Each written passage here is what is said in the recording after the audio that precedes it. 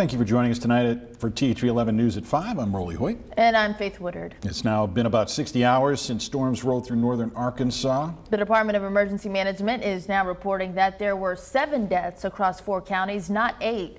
And today, local authorities are sharing much needed recovery updates with the community on cleanup efforts and where to find resources. Benton County Judge Barry Mooring says crews have been working nonstop to clear more than 500 miles of roads.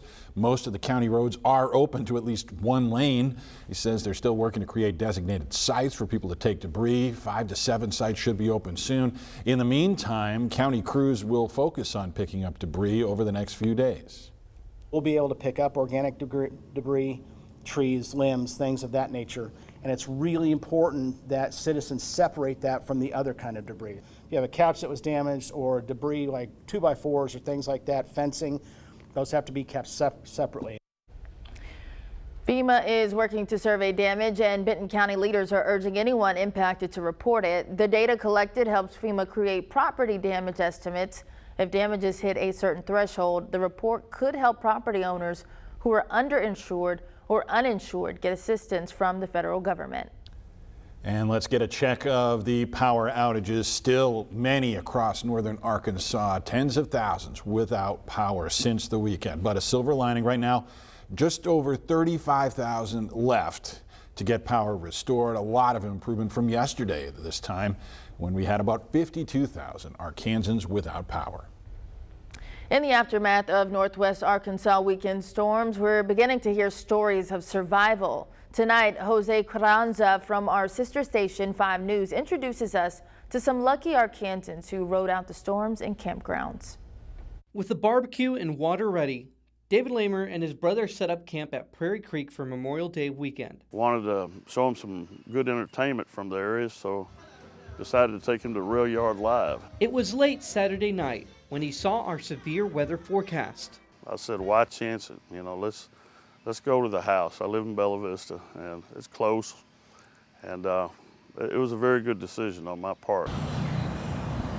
We heard things hitting. We kept hearing it from both ends, from the back toward the front. We kept hearing limbs hit, but we had no idea like where it was going or what was happening because it was dark outside.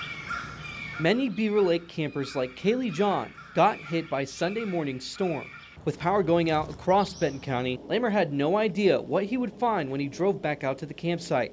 My camper had a huge tree come down right on the back side of my camper where my brother probably would have been sleeping. While damage like this reminds us of how weak we are compared to nature, it also reminds us of the strength of a community. People just started rallying together and pulling the trees out, getting their straps, you know, taking turns if needed, working together as a whole. The local government, the first responders, the firemen, the law enforcement, the utility companies, everybody was just awesome. There was a lot of help out here in the park.